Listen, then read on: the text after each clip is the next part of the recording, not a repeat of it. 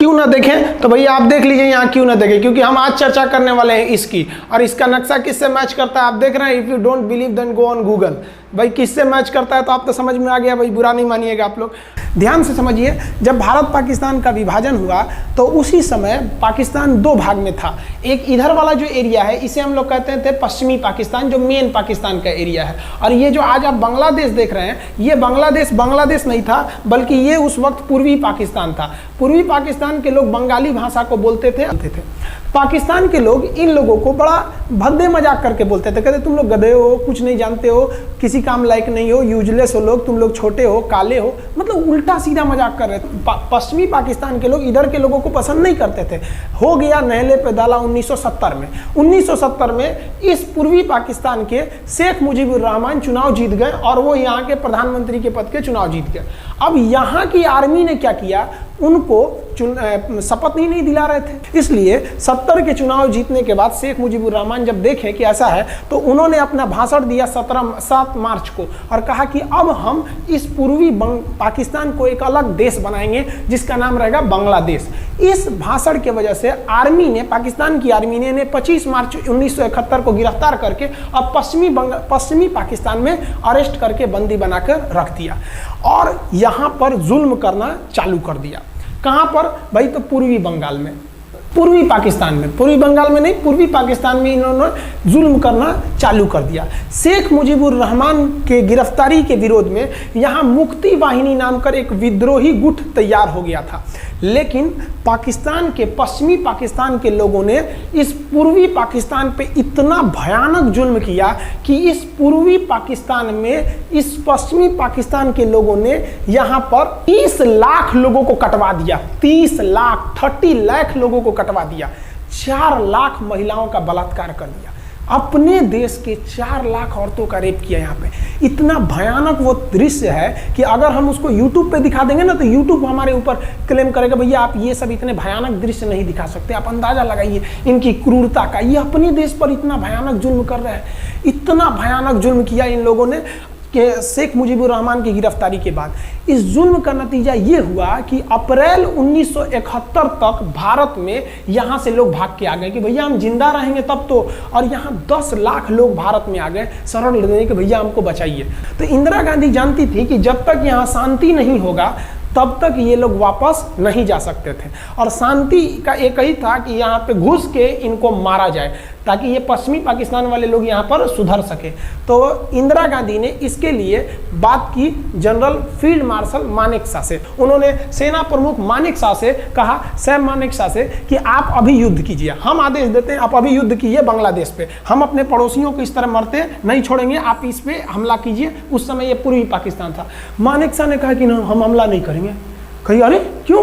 कहा कि आप महीना देख रही हैं, अप्रैल का महीना है। अप्रैल के महीने का मतलब बरसात का दिन सर पे है और बरसात के समय पूरब का हाल क्या होता है, एकदम भयानक बाढ़ आ जाती है। और उन्होंने एग्जाम्पल भी दिया कि सिकंदर की फौज भी हाथी लेके आई थी और कीचड़ में फंस गई थी कि अगर यहाँ हम लड़ जाते हैं तो यहाँ बरसात रहेगा, हम यहाँ उलझ जाएंगे, ये एरिया सूखा रहेगा, चाइना का ऊपर से एरिया सूखा रहेगा, ये हमला कर देंगे, हमको 3 ओर से लड़ाई लड़ना पड़ेगा। मानेकशॉ ने इंदिरा गांधी से कहा कि आप 2-3 काम कर लीजिए। कब तक के लिए? कि नवंबर तक हम लोग युद्ध नहीं करेंगे, लेकिन अप्रैल से नवंबर के बीच में हम अपने सैनिकों को इस एरिया में लड़ने के लिए ट्रेनिंग दे सकते हैं। मुक्ति वाहिनी, उसको हम ट्रेनिंग दे सकते हैं। और इसी में 1971 में हमारी जो थी भारत और रूस की एक समझौता पर हस्ताक्षर हो गया। अब हम लोगों ने पाकिस्तान को एक बारूद के ढेर पर बैठा दिया था। इंतजार था तो इस बात का कि उस बारूद में एक चिंगारी की और पाकिस्तान तबाह हो जाता। इत्तेफाक देखिए, उस बारूद के ढेर पर खुद चिंगारी जलाई पाकिस्तान ने। कैसे? तो समझिए कैसे। हम लोग का था कि इधर हम लोग ऑफेंसिव हो जाएंगे, मतलब इधर भयानक हमलावर हो जाएंगे, और इधर हम लोग डिफेंसिव रहेंगे, मतलब इधर कम हमला करेंगे। ताकि हम लोग का मेन मकसद पाकिस्तान से युद्ध नहीं था, हमारा मेन मकसद था हमारे अपने बांग्लादेशी भाइयों पर जो जुल्म हो रहा था, जो उनकी बहनों को रेप हो रहा था। इतना भयानक किया था वहाँ पर पाकिस्तानियों ने कि बाप के सामने बेटी का रेप करते थे और उसके बाद बाप को मार के कहते थे तू भी रेप कर। इतना मतलब मानवता पूरी खत्म कर दिया गया वहाँ पर। तो भारत ने कहा कि इधर हम डिफेंसिव रहेंगे। पाकिस्तान को यह खबर लग गई कि भारत ना इधर कमज़ोर है, अरे भैया इधर हम कमजोर थोड़ी हैं, इधर कम सैनिक रखे हैं और इधर हम भयानक रखे हैं, तो इसका मतलब ये थोड़ी है कि हम कमजोर हो जाएंगे। भैया कहा जाता है ना कि सोनार के घर का कचड़ा भी बनिया के बादाम से महंगा बिकता है। देखिए हम लोग ठंडी का इंतजार ही कर रहे थे कि पाकिस्तान ने गलती कर दिया, उसने 3 दिसंबर को अचानक हमला कर दिया श्रीनगर पे, पठानकोट पर, चंडीगढ़ पर, यहाँ पर आगरा हवाई अड्डे पर तबातोड़ हमला कर दिया। एयरफोर्स का इतना भयानक हमला पाकिस्तान का भारत पर हुआ कि भारत देखते रह गया, धड़ धड़ पाकिस्तान की जहाजें एंट्री मार गई सब भारत में, उसकी एयरफोर्स एंट्री कर दी। इतना भयानक हमला था, इतना भयानक कि भारत का एक भी सैनिक नहीं मरा। समझ रहे ना कितना भयानक हमला था। अरे भाई आप यहाँ पर घुस जाएंगे हमारे देश में तो क्या हो जाएगा भैया, मूस मोटैया लोढ़ा हुईन, हाथी घोड़ा थोड़े हुईन। भारत तो इसी का इंतजार कर रहा था। देहात में कहावत कहा जाता है कि रोए के रानी तले अखिए खुदा गई। भैया हम प्लाने कर रहे थे कि हमला करने के लिए कि आप हमारे पे हमला करिए दीजिए। अब विश्व का भी दबाव नहीं आएगा हमारे ऊपर कि भैया हमला तो आपने किया है, अब हम लोग छोड़ेंगे नहीं। भारत एकदम दृढ़ निश्चय कर लिया। इसी बीच पाकिस्तान को एक खतरनाक खबर लग गई। क्या थी खबर भाई? तो देखिए पाकिस्तान को खबर लगी कि भारत की ज़्यादातर फौज इस पूर्वी पाकिस्तान की ओर डिप्लॉयड है और यहाँ राजस्थान के जैसलमेर जिला में एक जगह है लोंगेवाला। उस लोंगेवाला में केवल और केवल 120 फौजी हैं और अगर पाकिस्तान ने सोचा कि 120 फौजियों को हम रातों रात मार देते हैं तो उस समय एयरफोर्स रात में लड़ाई नहीं कर सकती थी, इसलिए इन्होंने लोंगेवाला में एंट्री मार दी। पूरी भयानक टैंक लेकर, फौज लेकर, इन्फेंट्री लेकर, और उसको वो लोग लोंगेवाला में घुसने के लिए चल दिए। और लोंगेवाला में भारत के पास केवल 120 सिपाही थे, केवल 120, और उन पर वो हजारों की संख्या में टूट पड़े। लेकिन घबराना नहीं चाहिए क्योंकि चींटियां तादाद में कितनी भी क्यों ना हो जाए, गन्ना घसीट के नहीं ले जा सकती हैं। लोंगेवाला में जो ड्यूटी थी उस समय कुलदीप सिंह चांदपुरी जी का। कुलदीप सिंह चांदपुरी सरदार हैं, आप देखे होंगे बॉर्डर मूवी में इनका रोल सनी देओल ने किया है। अब ये कुलदीप सिंह, ये भैया पंजाबी सिख, अब ये लोग 1.25 लाख से नीचे कुछ सोचते ही नहीं है। चिड़िया नू में बाज लड़ावा, गिदड़ नू में शेर बनावा और 1.25 लाख नू एक लड़ावा, तब गोविंद सिंह नाम रखावा। खबर आया कि आपसे जो लड़ने आ रहे हैं ना पाकिस्तान की ओर से, वो ब्रिगेडियर तारिक मीर आ रहा है। उसके पास टैंक है, 2800 फौज है, बहुत ही तेज रफ्तार से आ रहा है। आपके पास केवल 120 जवान है कुलदीप सिंह, आप पीछे हट जाइए, आप पीछे हट जाइए क्योंकि आपको हम ना, आप बहादुर हैं इसमें नो डाउट, लेकिन आप कैसे लड़िएगा उतनी भयानक फौज के पास से। यहाँ उन्होंने कहा खालसा सिख नहीं हट सकते, हम दिखा देंगे कि हम 120 भी उन पर क्या पड़ेंगे, भारी पड़ेंगे। इनके पास ना ही टैंक को उड़ाने के लिए कोई संसाधन थे, टैंक को मारने के लिए एक जीप पर लगा हुआ छोटा सा तोप था, और इनके पास 3 ठो माइंस लगे थे। माइंस समझते हैं आप लोग, टैंक जो होता है ना बम, उसको उड़ाने के लिए माइंस लगाए जाते हैं। तो देखिए ध्यान से, ये है माइंस, ये माइंस होते हैं। इस पर अगर टैंक चढ़ता है ना तो टैंक ब्लास्ट कर जाता है। तब इन्होंने दिमाग लगाया, इन्होंने क्या किया, जो खाली रेगिस्तान था ना उसमें ना आगे की ओर 3 ठो ओरिजिनल माइंस को लगा दिया, और जो खाना खाने वाला टिफिन होता है ना 4 खंदे वाला, इसे, उस टिफिन को इन लोगों ने रातों रात ना बिछा दिया ऐसे लाइन से। देखिए लाइन से पाकिस्तान की टैंक आई तो शुरुआत में तो भैया ओरिजिनल माइंस था, धड़ाम से लगा, पाकिस्तान की टैंक उड़ गई। पाकिस्तान का एक टैंक उड़ा, फिर दूसरा उड़ा, तीसरा उड़ा, पाकिस्तानी एकदम डर गए सब। ब्रिगेडियर तारिक मीर कहें कि भैया यहाँ तो माइंस लगा के रखा है इन लोगों ने, एक काम करो इंजीनियरों को बुलाओ, पूरा माइंस निकालो। अब ब्रिगेडियर जो हमारे मेजर कुलदीप सिंह थे, ये जानते थे कि बाबू अगर हम तुमको रात भर रोक दिए ना तो सुबह हमारी एयरफोर्स आएगी, तुमको जिंदा नहीं छोड़ेगी। इसलिए इन्होंने पूरा टिफिन बिछाया था। इन पाकिस्तानियों ने 6 घंटे लगा दिए उनको निकालने में। इंजीनियर आते थे तो डर के मारे टिफिन निकालते थे, अरे बाप रे बाप, और टिफिन में तो ईंटा पत्थर भर देते थे और डर के ले जाते, अरे भागो भागो भागो, माइंस है। इसको लगाते लगाते इन लोगों ने पूरी रात बिता दी। 3 बज गया, 3 बजे इनको पूरा सन्नाटा दिखा कि भैया ये तो टिफिन है, ये रेगिस्तान में ये तो टिफिन है। अब उन्होंने कहा कि आदेश दिया कि हमला करो। तो कुलदीप सिंह जो थे चांदपुरी, उन्होंने बालू के बीच में ऐसे गड्ढे बना रखे थे और अपने फौजियों को ना 2 किलोमीटर एरिया में बिछा दिया था, एक उधर एक इधर एक इधर। तो चारों ओर से फायरिंग होती थी। पाकिस्तानियों को लगी ना कि भैया हमको गलत इंफॉर्मेशन मिल गया है, 120 गो मिल के ऐसे थोड़े मारेगा सब। सोच रहा उधर से गोली इधर से गोली, धड़ाधड़ बम गोला बारूद सब चल रहा है यहाँ पर। इतना भयानक कहीं कोई 120 आदमी मिल के ऐसे मारता है? नहीं भाई, इतना भयानक ऐसे सुनसान एरिया में कहाँ से कौन मार रहा है? एकदम तबाही मचा दिया। कुलदीप सिंह चांदपुरी ने क्या तबाही मचाया था, आप देखना चाहते हैं तो देखिए उन लोगों ने क्या तबाही मचाया था। ये है पाकिस्तान का टैंक, ये धज्जी उड़ गया था टैंक का, थुथुर तूर दिया इसका यहाँ पे।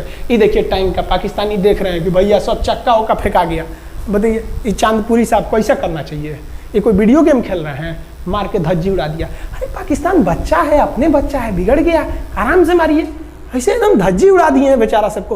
पाकिस्तान के टैंक को धज्जी उड़ा के उस पर भारतीय सैनिक खड़ा होकर फोटो खिंचवा रहा था। फोटो खींचे उस समय सेल्फी नहीं था ना, आगे से फोटो खींचना। फोटो खींचे यहाँ पे, आने वाली पीढ़ियों को ये प्रेरणा देगी। बताइए इतना सुंदर गाड़ी लेके आया था पाकिस्तान मारने के लिए। हाँ बेचारा ऐसे मारा जाता है? हाँ अरे ब्रिगेड मेजर साहब आप भी बच्चा है, बच्चा को थोड़ा आराम से मारिए। देखिए इसका थोबड़ा बिगाड़ दिया गाड़ी का। ओहो, ऐसे नहीं मारना चाहिए, लेकिन क्या कीजिएगा, बच्चा बिगड़ जाता है तो धोना ही पड़ता है। ये हाल कर दिया रात भर में। सोचिए रात में इतना बुरा मारा, दिन में दिखता तो पूछ डाल रहा पूरा। एकदम भयानक तबाही मचा दिया मेजर कुलदीप सिंह चांदपुरी ने। इनका आगे कौन खड़े थे? ब्रिगेडियर पाकिस्तान के ब्रिगेडियर साहब को कहने लगी भैया ये तो बहुत बुरा मार रहा है सब। तब तक हो गया सुबह, और सुबह के वक्त हमारे जो हंटर जहाज थे, उस समय जो जहाजें थी वो हंटर जहाज थी। ये हंटर जहाजें रात में नहीं उड़ सकती थी, लेकिन दिन में उड़ सकती थी। रात भर तक कुलदीप सिंह चांदपुरी ने ऐसा कूचा पाकिस्तानियों को, इतना कूच दिया कि भोर हुआ तो बाकी का कसर पूरा कर दिया हमारे हंटर विमानों ने। ये हंटर विमान जब आए सब तो इतना भयानक तबाही मचाए सब पाकिस्तान के जहाज़ों का कि आप हुलिया देखेंगे ना, पाकिस्तान के टैंक का ऐसे पड़ गया। ये सब टैंक पूरा तबाह हो गया है, सब पूरी तरह ध्वस्त हो गया इतनी भयानक युद्ध में। 3 तारीख को पाकिस्तान ने हमले की शुरुआत की और ये 4 तारीख का शकल देखिए पाकिस्तान का। इतना भयानक धज्जी उड़ा दिया पाकिस्तान का जिसका कोई हद नहीं। पाकिस्तानियों को दुम दबा के भागना पड़ा। ब्रिगेडियर साहब भागे, कहें कि भाग भैया न तो ये सब जान ले लेगा सब। हम लोगों ने पाकिस्तान के टैंकों को अपने यहाँ रख लिया है म्यूजियम में। आज भी जाके देखिएगा ना तो इन टैंकों को डर के मारे पाकिस्तानी छोड़ के भाग गए कि भागो भाई यहाँ पर। ये 120 जवानों का जलवा था। और पाकिस्तानी कहते हैं कि हिंदुस्तान के लोग क्या लड़ेंगे? अरे भैया हम चीन पे वीडियो बनाए थे, आप पे नहीं बनाए थे, जो आप लोग हम लोग को बोल रहे थे कि पाकिस्तान हिंदुस्तानियों की औकात नहीं। देखिए अभी हम आपको औकात दिखाते हैं आपकी। ये आपका टैंक है, आके ले जाइए, हिम्मत है तो लेके जाके दिखाइए यहाँ पर। हाल तो ये हो गया था ना कि हम लोगों ने जो पाकिस्तानियों की जान ली थी ना, डर के मारे वो लाश उठाने नहीं आए थे, लाश को गिद्ध खा गए थे सब। हम लोग बोल रहे थे कि भैया हम गोली नहीं चलाएंगे, लाश लेके चल जाओ। हम नहीं जाएंगे, तुम लोग रेगिस्तान को कब्रिस्तान बना दिए हो। रेगिस्तान को कब्रिस्तान हम लोग हमला करने आए थे, शुरुआत तो तुमने किया था यहाँ पे। तो ये गिद्ध खाए थे सब, सफाई उफाई का काम ये किए थे सब। अब पाकिस्तान हम लोग को धमकी देता है। आज भी वो नहीं सुधरे हैं। आज भी हमने जो चाइना पे वीडियो बनाया था उस पर वो हमको धमकी देता है कि भारत की आर्मी कुछ नहीं कर सकती। अरे भैया आप सोचिएगा भी मत, अभी के समय में तो मत सोचिएगा। जानते हैं क्यों? देख लीजिए इधर अभी कौन बैठा है भारत में, समझ में आ रहा है? आप लोग तो पहले पाकिस्तान वाले लोग इस बात पर रिसर्च कीजिए कि इनमें ज़्यादा खतरनाक कौन है आपके लिए। हमको तो यही ज़्यादा खतरनाक लगते हैं भाई, समझ में आया आप लोग को? तो अभी देखिए ध्यान से, यहाँ पर पाकिस्तान ने जो हार हुई थी लोंगेवाला में, ये हार में पाकिस्तान की तो कमर टूटी और पाकिस्तान का पूरा मनोबल टूट गया कि ससुरा 120 गो मिल के ऐसे कैसे धो दिया सब। बताइए इतना भयानक धो जाता है। तो ये शुरुआत तो इन्होंने किया 3 तारीख को, 4 तारीख को हमने धो दिया। अब बचा नेवी कहे कि भैया आर्मी को मौका दिए, एयरफोर्स को मौका दिए। रात में आर्मी धोई, सुबह में एयरफोर्स धोई, हम नहीं धोएंगे क्या? हम भी धोएंगे। नेवी कब पहुंची? 5 दिसंबर 1971 को कराची पहुंच गई। और कराची में जब पहुंची ना तो कराची को तबाह कर दिया। इतना भयानक बम्बार्डमेंट किया कराची पर कि कई दिन तक कराची बंदरगाह पर आग लगा था। और कराची बंदरगाह को तो उन्होंने ऐसा धज्जी उड़ाया जिसे लग रहा था सिंधु सभ्यता बना दिया उनको। तो पाकिस्तान की, पश्चिमी पाकिस्तान का कमर टूट गया। पाकिस्तान वालों ने कहा कि ससुरा सब बोल रहा था सब कि हम इधर डिफेंसिव है, यानी ज़्यादा हमला नहीं करेंगे, ज़्यादा हमला इधर करेंगे। ससुरा इधर कैसे मार रहा होगा सब, अभी इधर भी बताते हैं कैसे मारा सब। ये कराची पहुंच गया। आप देखेंगे क्या हाल किया था सब कराची पे। कराची में जब मारा गया था ना इन पाकिस्तानियों को, तो ये पाकिस्तानी भाग गए थे सब ग्वादर में। ये ग्वादर भाग गए, अभी इनसे ग्वादर भी जाने वाला है, पूरा राज्य चला जाएगा इनसे, बलूचिस्तान। छुप के गए थे लोग ग्वादर बंदरगाह पे। अगर हम झूठ बोल रहे हो तो आप खुद पता कीजिएगा अपने यहाँ के इतिहास में भाई, हिंदुस्तान ये ग्वादर बंदरगाह पे छुप गए थे सब। आप देखिए कराची का क्या हाल हुआ था उस समय, हमारे एयर नेवी ने क्या हाल किया था। पाकिस्तान का जितना जहाज बस मिल जाए कि भैया ये जहाज किसका है, तो भैया जब पता चले कि भैया ये जहाज पाकिस्तान का है, ये हाल हो जा रहा था जहाज का। यहाँ देख लीजिए इनका पूरा ध्वस्त का, भैया ऐसे मारा जाता है। हाँ अरे भाई बच्चा को बच्चा की तरह मारना चाहिए। इंडिया की नेवी ने भी हद कर दिया, बताइए इस तरह मारा जाता है। हाँ यहाँ देख लीजिए पूरा का पूरा धज्जी उड़ा दिया इन लोगों को। अरे भाई बच्चा है, बिगड़ गया है तो थोड़ा सा आराम से ना मारिएगा, कि देख रहे हैं इस तरह से मारा पूरा पाकिस्तान के, कराची बंदरगाह उड़ गया। तो पाकिस्तान का तो इधर से तो पूरा का पूरा धज्जी उड़ा दिया। अभी शुरुआत हुए युद्ध के केवल 2 दिन हुए हैं, आप दिल थाम के रखिए, अभी युद्ध लंबा चलने वाला है। 3 दिसंबर को स्टार्ट किए, 4 दिसंबर को हम लोग लोंगेवाला धो दिए, अब 5 दिसंबर को कराची। अब पाकिस्तान ने ना भारतीयों को तबाह करने के लिए, भारत का सबसे खतरनाक जहाज था INS विक्रांत। INS विक्रांत को बर्बाद करने के लिए ना इसने यहाँ से भेज दिया INS PNS गाजी को। गाजी एक पनडुब्बी थी, उसको आदेश दिया गया कि जाके मार के आओ, किसको? विक्रांत को, क्योंकि अगर विक्रांत जहाज डूब जाता तो वाकई उस समय हमको युद्ध जीतने में बहुत दिक्कत आ जाती।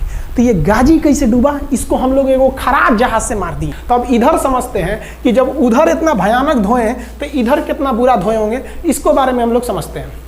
भारतीय सेना अब पूरब की ओर क्या क्या काम की, इसको ध्यान से समझिए। ये मुक्ति वाहिनी जो थी बांग्लादेश की, वो अंदर ही पाकिस्तानी फौजियों को मार रही थी गली कुची में दौड़ा दौड़ा के, क्योंकि इन पाकिस्तानी फौजियों ने वहां पर रेप किया, मर्डर किया, और इनका साथ दे रही थी इधर से हमारी इंडियन आर्मी और ऊपर से हमारा एयरफोर्स। ये तबाह कर दिए थे, इनको भागने के लिए भी जगह नहीं था। और इसी में इनका सबसे बड़ा सरदर्द बन गया था इंडियन नेवी, क्योंकि इनको जो मदद थी, देखिए ये पूर्वी पाकिस्तान है, इनको मदद जब भी मिलेगी तो इधर से ही मिलेगा। अब बताइए यहाँ से तो कोई जाएगा नहीं, बेवकूफ़ भी नहीं होगा जो इधर से मदद करने जाएगा, रास्ते में ही एयरफोर्स मार के गिरा देती थी, ट्रक वगैरह जाएगा नहीं, तो नेवी से ही इन लोग मदद देते थे। भैया यहाँ पे जो इनके फौजी लड़ रहे थे उनको खाना पीना भी खत्म हो गया था। अब इनको बर्बाद कर दिया भारत। INS विक्रांत, INS विक्रांत उस समय का बहुत बड़ा जहाज था इस साउथ एशिया के देशों का, और यहाँ से उस इतना बड़ा जहाज था कि उसके ऊपर से लड़ाकू जहाजें उड़ती थी। वो एयरफोर्स यहाँ से भी बम मारता था, मिसाइलें मारता था, ऊपर से लड़ाकू जहाजें और हेलीकॉप्टर छोड़ देता था, जो ताकि मुक्ति वाहिनी को कोई दिक्कत ना है। मुक्ति वाहिनी मारती थी और आर्मी पूरी तरह से उसने यहाँ से हमारा विक्रांत ने चटगांव बंदरगाह को तबाह कर दिया। अब बांग्लादेश का देखिएगा वर्तमान में, उस समय तो पूर्वी पाकिस्तान था, ये चटगांव उस समय पाकिस्तानी आर्मी नेवी का एक बहुत बड़ा केंद्र था। इधर हम लोग ने उड़ा दिया कराची, इधर उड़ा दिया हम लोग ने चटगांव। अब मुक्ति वाहिनी को कोई खास दिक्कत नहीं आ रहा था। अब पाकिस्तान ने कहा कि हर हाल में इस विक्रांत को बर्बाद करो। देखिए ये विक्रांत है, विक्रांत जहाज जो था, इस पे से इसके ऊपर देखिए आपको लड़ाकू जहाजें दिखेंगी। PNS गाजी को क्या आदेश दिया गया था भाई, कि तुमको जाना है और इस विक्रांत को बंगाल की खाड़ी में जाने के बाद इसी में डुबा देना है। अब पाकिस्तान वालों का इतना दिन तो अच्छा था नहीं, भारतीय खुफिया एजेंसी को पता चल गया कि पाकिस्तान की पनडुब्बी वो समुद्र के अंदर अंदर चलती है, उसको साइलेंट किलर कहा जाता है। पाकिस्तान की पनडुब्बी चल दी है पश्चिमी पाकिस्तान से बंगाल की खाड़ी की ओर, ये अरब सागर से बंगाल की खाड़ी की ओर चल दिया। अब विक्रांत को बचाना हर हाल में जरूरी था, इसलिए हम लोग विक्रांत को छुपा दिए, मतलब थोड़ा सेफ्टी दे के रखने लगे। और इस PNS गाजी जो था, PNS गाजी को देखेंगे, PNS का मतलब था पाकिस्तानी नेवल शिप, PNS गाजी, ये मारने आ गया किसको? विक्रांत को। इस PNS गाजी को अगर कोई मार के डुबा सकता था तो वो था INS राजपूत। लेकिन ये जो INS राजपूत आप इमेज में देख रहे हैं, ये उस समय समस्या क्या था इस INS राजपूत के साथ, क्योंकि इसके इंजन में कुछ खराबी आ गई थी और ये बिगड़ गया था, और बिगड़ के इसको विशाखापट्टनम पे बनाया जा रहा था, रिपेयर किया जा रहा था, इंजन ही गड़बड़ हो गया था। तो भारतीयों का यहीं पे दिमाग काम आया। भारतीयों ने सोचा क्यों ना हम PNS गाजी को खुद बुला के लाएं, कहाँ पर? विशाखापट्टनम पे।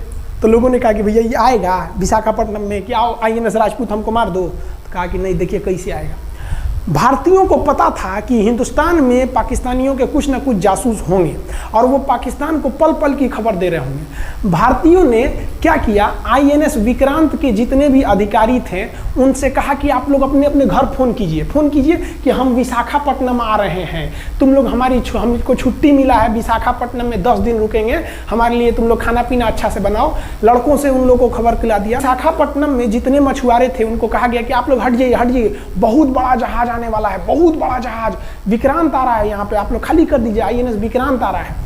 यहाँ पर क्या किया गया, ऑर्डर दिया गया, बहुत सारे फल सब्जी अंडा ब्रेड कि भैया ये इतने बड़े जहाज के लिए जा रहा है, 6 महीने का खाना चाहिए। ये खबर आग की तरह फैल गई पाकिस्तानियों को।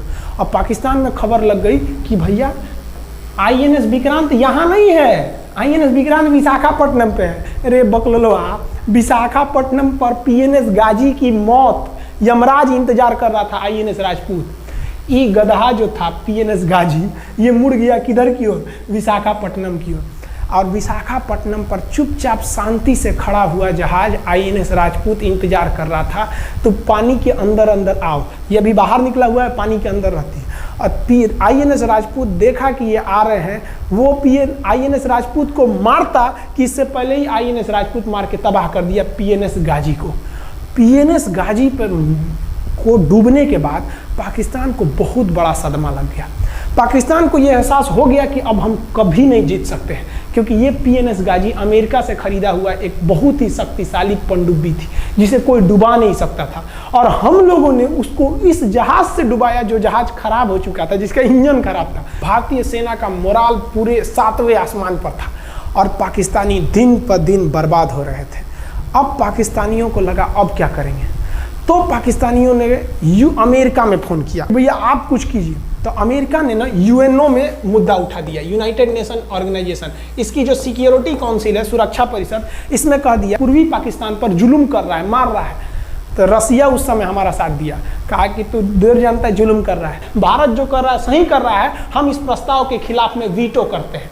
वीटो अगर कोई देश, 5 देश को वीटो है, इस पर अलग चर्चा करेंगे, अगर किसी ने वीटो कर दिया तो वो प्रस्ताव रद्द हो जाता है। तो पाकिस्तान की एक और उम्मीद यहाँ पर अपना दम तोड़ दी। अब पाकिस्तान कहा अमेरिका से कि भैया आप ही हमको बचा लीजिए। तो अमेरिका ना पाकिस्तान की ओर से भारत पर हमला करने के लिए अपना सबसे खतरनाक जहाज भेज दिया, 7वां बेड़ा। देखेंगे 7वां बेड़ा को, अगर इतना भयानक था 7वां बेड़ा, ये अमेरिका का साथ अकेले चलता ही नहीं था, इतनी पूरी फौज के साथ, नेवी के साथ चलता था। ये किस लिए आया था, विक्रांत को डुबाने के लिए, और इसका साइज विक्रांत से डबल था, इसके आगे विक्रांत नहीं टिक पाता। अब इंदिरा गांधी भी टेंशन में रह गई। ले, तब उस समय इंदिरा गांधी को याद आया कि भैया हमारा एक और तो हम समझौता करके आए हैं, अगर अमेरिका पाकिस्तान का साथ दे सकता है तो रूस से हम भी तो समझौता करके आए हैं। तो भारत ने रूस को कहा कि भैया अमेरिका इतना भयानक 7वां बेड़ा भेज दिया, आप हमारी मदद कीजिए। तो रूस ने कहा टेंशन क्या लेते हो, देखो हम बोलते हैं। रूस ने परमाणु पनडुब्बी भेज दी और रूस ने अपना 40वां बेड़ा भेज दिया। आप देखेंगे ये रूस का 40वां बेड़ा है, ये अपने भारी भरकम जहाज़ों के पूरे ग्रुप के साथ चल दिया, कहा कि चल भैया देखते तुमको कौन मारेगा भारत को। और अमेरिका को सीधा कह दिया कि भैया विक्रांत पर अगर आपने हमला किया तो ये हमला हम रूस पर हमला मान लेंगे। यहाँ पर खड़ा था भारत का विक्रांत और उसकी सपोर्ट में खड़ा था रूस का 40वां बेड़ा। और रूस ने यमन से अपनी एयरफोर्स को भी कह दिया था कि भैया तुम भारत की देखभाल करना। तो भारत की सुरक्षा के लिए इतने लोग, और अमेरिका अपना 7वां बेड़ा लेके यहाँ मुंह देख रहा था, और ब्रिटेन ने भी अपने ईगल नाम के बेड़ा को भी भेज दिया था। तो ये 2 लोग हमारे खिलाफ आ गए थे लड़ने के लिए। कितना, अब बताइए, हम लोग बांग्लादेश की भलाई सोच रहे थे, और अमेरिका का 7वां बेड़ा और रूस का ब्रिटेन का ईगल हम लोग के खिलाफ था, और हमारा अपना विक्रांत और रूस की एयरफोर्स और उसकी 40वां बेड़ा हमारे साथ थी। ये पूरी तरह से बाउंड्री बना दिया था 40वां बेड़ा। 40वां बेड़ा का कहना था कि भैया हमारे जहाज पर ऑटोमेटिक मिसाइल लगी है, तुम अगर इधर आओगे तो हम मार देंगे तुमको ऐसे ही। रूस ने अपनी सारी पनडुब्बियों को ऊपर उठा दिया समुद्र के ऊपर, ताकि सैटेलाइट से और दूसरी निगरानी से देखा जा सके, और यही हुआ भी। वो लोग रूस के इतने खतरनाक जहाज़ों के ग्रुप को देखकर घबरा गए, इतना घबरा गए कि ब्रिटेन ने कहा था we are too late, Britain का ईगल बेड़ा अमेरिका के 7वां बेड़ा से कर रहा है गिरे उधर मत जो, बहुत देर हो गया है, वो पहले पहुंच गया है रूस, अब मारेगा वहीं तबाह हो जाओगे यहाँ पे। तो 7वां बेड़ा ने धमकी दिया कि हमारे जहाज में परमाणु बम लदे हुए हैं। तो 40वां बेड़ा ने रिप्लाई किया था कि हम भी जब चले थे ना तो परमाणु बम लादे के चले थे, और गिनती जब कर रहे थे तो हम भी गिनती किए थे 250 हमारे पास भी परमाणु बम था, लेकिन इतना ज़्यादा था कि सोचे कि कौन गिनेगा, बाद में गिनेंगे, आ जाओ देखते हैं किसके पास कितना है।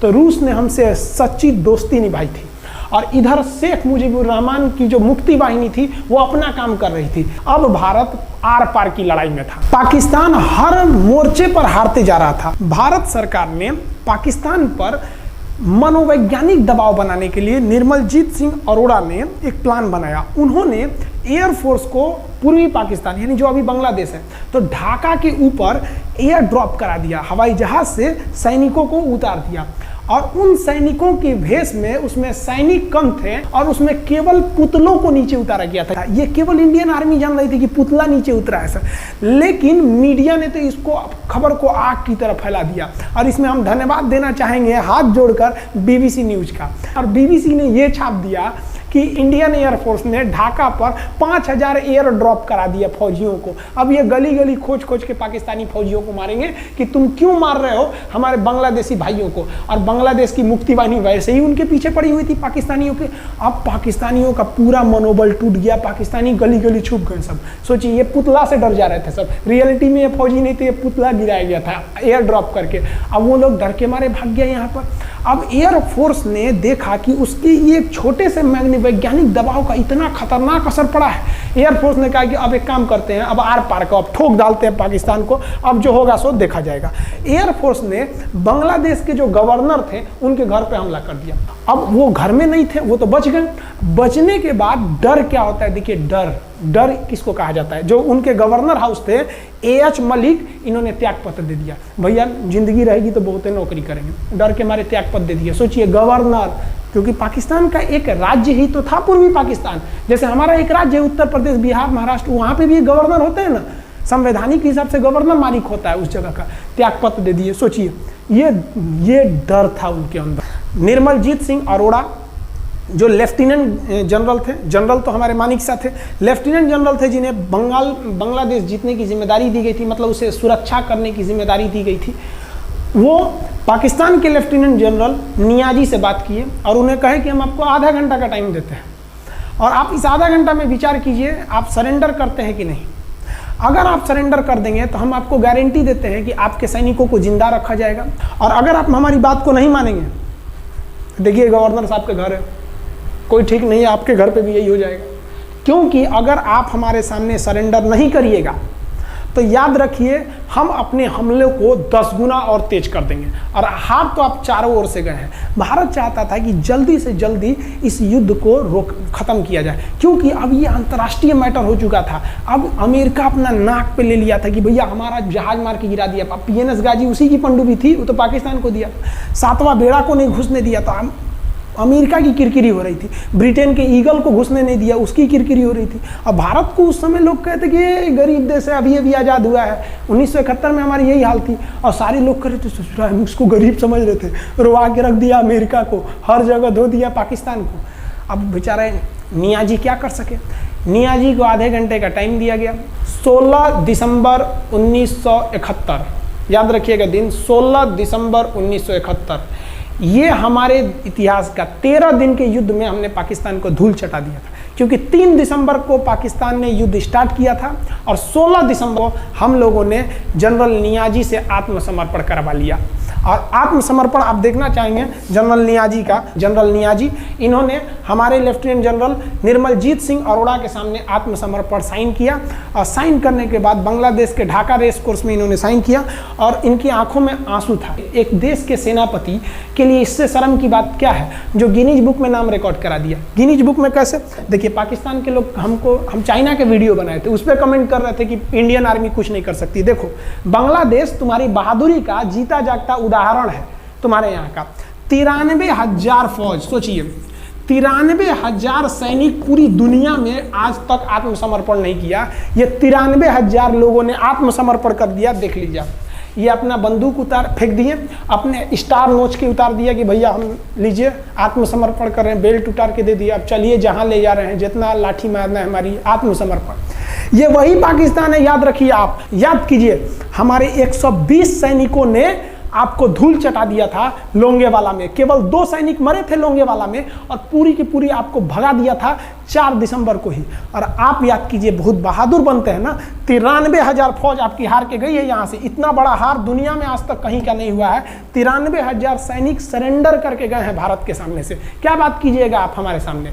तो ये है, गिनीज बुक में नाम है, ये तो है भैया पाकिस्तान की आर्मी, एक तरह से गिनीज बुक में नाम है ना जी।